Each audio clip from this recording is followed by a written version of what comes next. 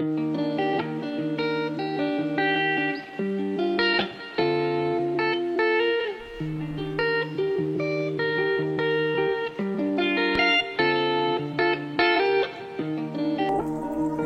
je l'ai fait pour ma routine matinale, j'aimerais aujourd'hui vous parler des habitudes que j'ai instaurées dans ma routine du soir et qui me permettent de me reposer, de me ressourcer et surtout d'avoir une excellente nuit de sommeil. Le premier point, c'est l'exercice physique. Alors je fais un soir sur deux, pas tous les soirs. Je le fais du coup 3 fois par semaine, ma séance de sport en rentrant du boulot. L'activité physique, c'est très important et comme je suis assise au bureau pendant 8 heures au travail, j'ai vraiment besoin de bouger le corps quand je rentre chez moi. Donc dès que je rentre, j'enfile ma tenue et je fais 40 minutes de musculation. Ça booste mon énergie, ça évacue mon stress et ma frustration de la journée et ça me fait énormément de bien au moral. Après, si la musculation ce n'est pas votre truc ou votre travail est fatigant physiquement, donc quand vous rentrez vous n'avez pas envie ni l'énergie de faire autre chose, vous pouvez choisir quelque chose qui ne demande pas beaucoup d'énergie mais qui vous fait quand même bouger le corps, comme par exemple des étirements ou du yoga, et ça prend que 30 minutes. 30 minutes finalement ce n'est pas grand chose. L'environnement joue un rôle super important par rapport à notre bien-être et donc le soir, j'aime bien en fait que ce soit agréable au niveau des 5 sens. Donc pour la vue, c'est les lumières tamisées. Quelques bougies, mais pas tous les soirs et avec aération. Pour l'odorat, je diffuse des huiles essentielles. Celle de la lavande favorise la relaxation. Et pour l'ouïe, j'écoute un podcast ou de la musique. Pour le goût, généralement, je me prépare un milkshake. Et pour le toucher, je porte quelque chose d'agréable.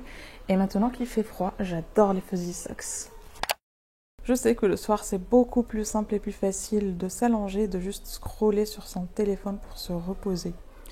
Et si ça vous fait du bien, tant mieux pour vous. Mais personnellement, ça me draine toute mon énergie et ma motivation, ça me rend léthargique, ça me brouille les idées. Et donc quand j'ai 15 minutes à 1 heure, par exemple, avant de préparer le dîner ou pendant que le dîner est en train de cuire, je consacre ce temps à mes loisirs. Que ce soit la peinture avec des chiffres, faire des mots fléchés ou des mots croisés ou des petits jeux, faire du montage de mes vidéos YouTube ou tout simplement lire mon livre. Après, quand j'ai un petit moment, donc ça aussi je ne le fais pas tous les soirs, mais quand j'ai un petit moment, j'aime bien me poser, prendre mon carnet, mon téléphone, car sur Pinterest, j'ai un tableau avec plein de questions qu'on appelle des journal prompts. Ce sont des questions en fait qui vous poussent à faire un travail introspectif. Donc je prends comme ça une question au hasard ou celle qui me parle le plus. Et j'écris, j'essaye d'y répondre. Donc quand j'ai pas le temps, ce que j'essaye de faire, c'est de le faire soit sur mon carnet, soit sur mon téléphone. Parce que des fois, je vous avoue, je suis déjà au lit et quand j'y pense, et j'ai pas envie de ressortir de sous la couette pour aller chercher mon carnet. Donc je le fais sur mon téléphone. J'ai une note dédiée sur mon téléphone à la liste de gratitude. Donc j'essaie de noter chaque jour, chaque soir, 3 choses pour lesquelles je suis reconnaissante. 3 à 5 choses. Soit qui se soit passé durant la journée ou en général, c'est toujours bien de retourner à la gratitude.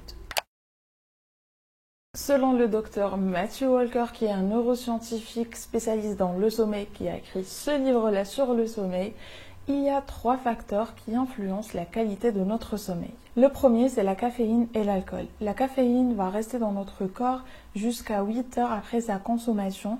Donc si on consomme un café en fin d'après-midi, ça peut perturber notre sommeil. Quant à l'alcool, ça supprime carrément des phases très importantes de notre sommeil.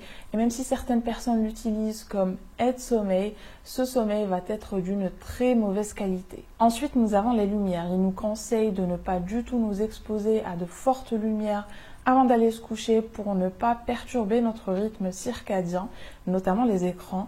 Et par la suite, dans la chambre, là où vous dormez, il ne faut pas qu'il y ait des lumières, même pas les petits voyants des appareils. Et s'il y a des appareils que vous ne pouvez pas éteindre, comme par exemple un détecteur de monoxyde, comme j'en ai dans ma chambre, vous pouvez mettre un petit masque comme celui-là. Et le dernier point, c'est la température. Notre température corporelle doit baisser pour qu'on puisse s'endormir. Et en fait, la température ambiante idéale, c'est 18 degrés. Personnellement, je laisse toujours la fenêtre entrouverte, qu'on soit en été ou en hiver, elle est toujours entrouverte. Donc ça fait baisser un petit peu la température dans la chambre par rapport au reste de la maison. Je m'assure aussi de ne pas mettre des pyjamas qui sont trop épais ou beaucoup trop de couverture. Et croyez-moi, quand ces 3 conditions sont réunies, je fais d'excellentes nuits de sommeil. Ensuite, nous avons la tisane CCF, cumin, coriandre, fenouil, qui est une tisane très utilisée dans la médecine ayurvédique. Elle est efficace pour apaiser et faciliter la digestion. En fait, je l'ai découverte grâce à Marie de la chaîne Sleeping Beauty. J'ai acheté les 3 séparément, je les ai mélangés dans un bocal. J'ai un bocal à la maison pour le soir et un bocal au boulot pour l'après-midi.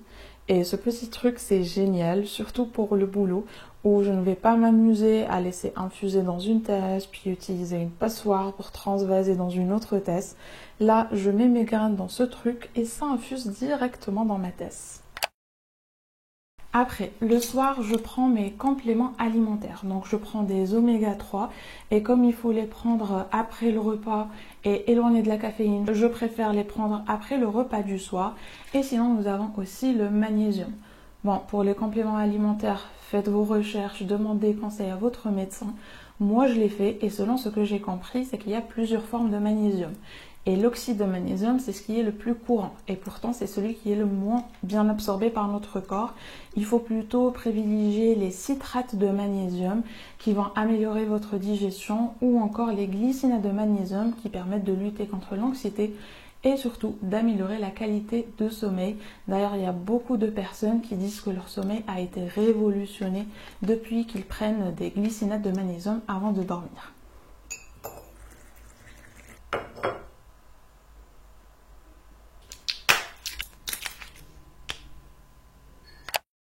Alors le temps que ma tisane infuse et refroidisse, je vais faire ma skincare. Et je vous avoue qu'avant, je détestais faire ma skincare.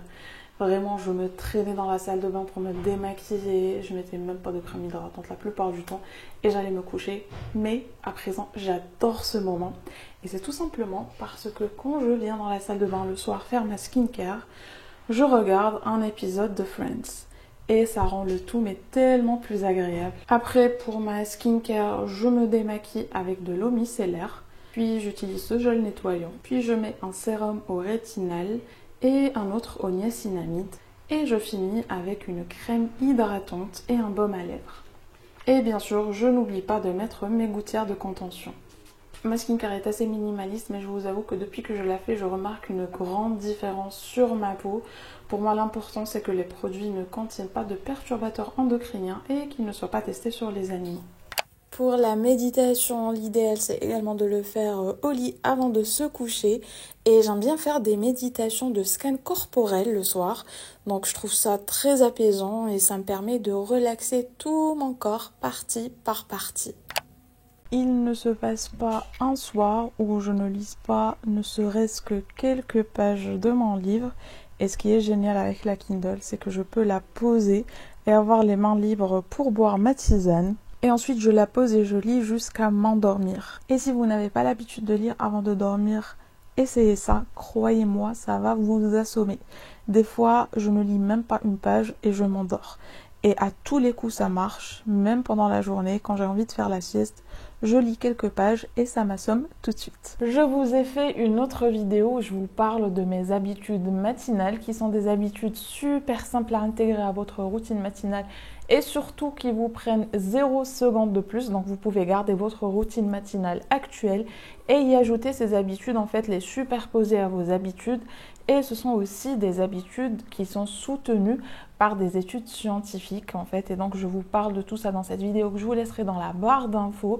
Et sinon j'aimerais aussi vous dire que voilà, il y a des soirs où je ne peux pas faire tout ça. D'ailleurs le sport, je vous l'ai dit, je ne le fais pas chaque soir. Après pour la peinture ou mes instruments de musique etc, je ne le fais pas tous les soirs non plus. Mais voilà, c'est vrai que j'ai des non négociables pour le soir, comme par exemple la lecture. Il ne se passe jamais une nuit où je ne lis pas. La méditation avant de dormir, même si des fois je m'endors carrément en faisant ma méditation. Ma skincare avant d'aller me coucher. Voilà, j'ai quand même des non négociables, mais ça arrive, on a des imprévus, parfois on est épuisé, parfois on est malade. Donc c'est normal qu'on ne puisse pas tenir cette routine tout au long de l'année. Mais sinon, si vous avez d'autres habitudes du soir, n'hésitez pas à les partager dans les commentaires. J'ai d'ailleurs hâte d'en discuter avec vous dans les commentaires. Si cette vidéo vous a plu, mettez un j'aime, partagez-la ou commentez. Vos interactions m'aident énormément. Je vous remercie si vous le faites déjà. Si vous n'êtes pas abonné, abonnez-vous pour ne pas manquer mes prochaines vidéos. Et on se retrouve mercredi prochain pour une nouvelle vidéo.